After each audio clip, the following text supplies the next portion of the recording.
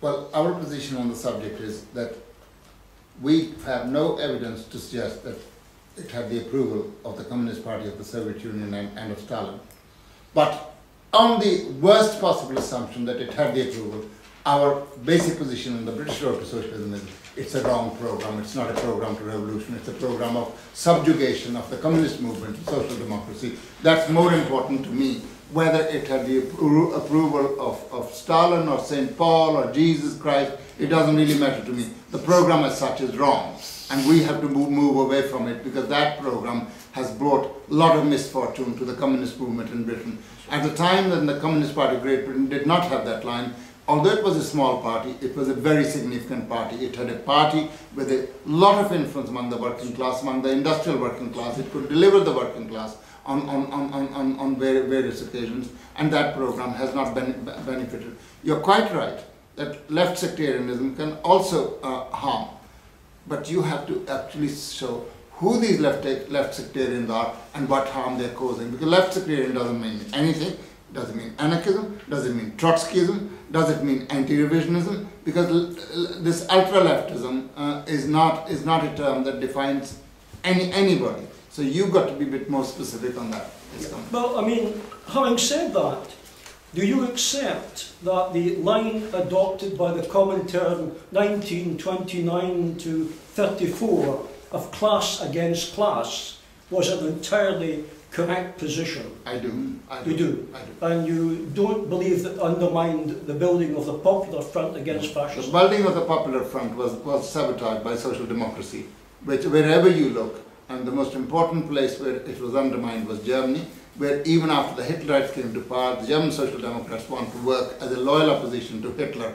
So the front was undermined, not because of the communists, it was undermined by German social democracy. It was exactly the same in Britain, where Labour Party did not actually want to even appear on a platform with the communists, where the Labour Party would hound out even harmless committees like those committees which was formed to help the Spanish, the Republicans in the Spanish Civil War, which will have nothing to do because the communists were involved in it. It's the sectarianism of social democracy that prevents a front of that kind being formed in every single country. So was the Comintern wrong in changing its line? No, not at all. But once the Hitlerites had come to power, a different line had to be. You know, you yourself said, or somebody said, that the basis for revisionism are the material conditions that exist under the conditions of capitalism. The basis for the Comintern line is not that something comes into the head of Stalin or something comes into the head of Dimitrov.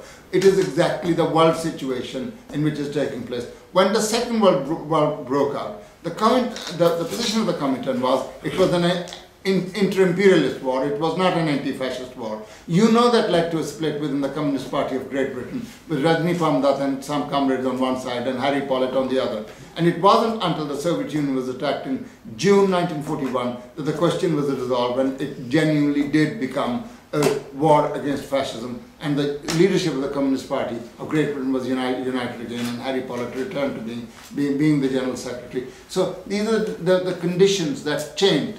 And I don't think that either Harry Pollitt or Rajni Pamdat ever questioned the change of line of the Comintern, even later in the 60s, by which time they should have had the chance to adjust their views to whatever Khrushchev might have wanted. So there were material conditions at a time when the Social Democrats in Germany were waging war against the revolutionaries, were waging war against the communists. The question of united front could not happen. When the Brown sovereign governments were actually shooting down workers in Germany, there could have been no united front with them.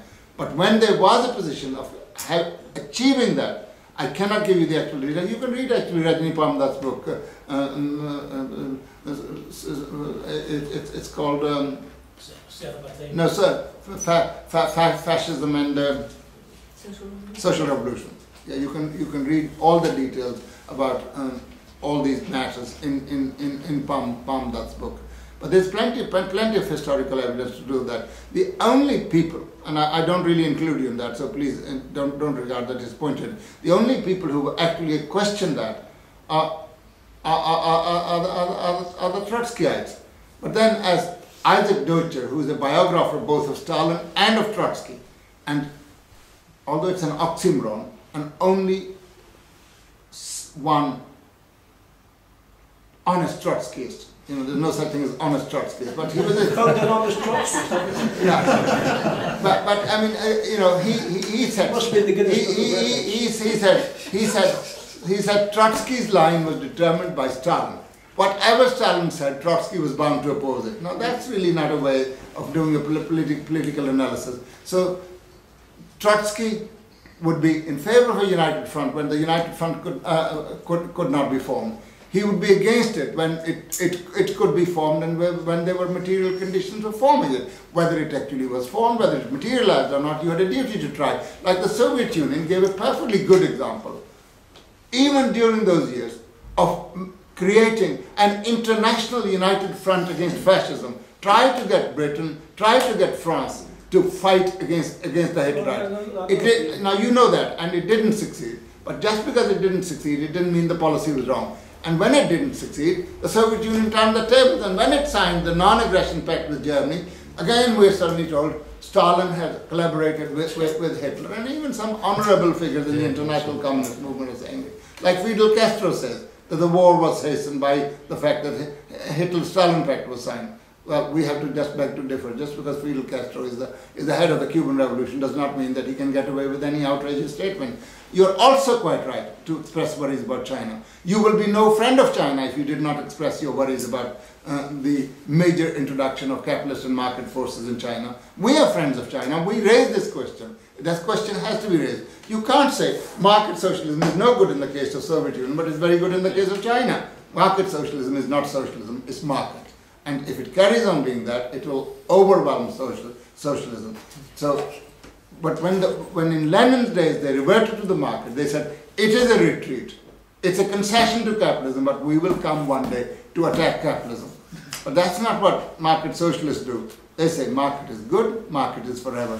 And we express our concerns on that. We're not frightened of anybody. We are comrades. We don't earn our living by handouts that are given to us either by the old Soviet Union or by China or anybody else. We will speak our minds because we are Marxist-Leninists and we are fearless. We say what needs to be said. But we say it in a comradely way. We say it in a way which does not act to sabotage Soviet or socialist state power anywhere in the world.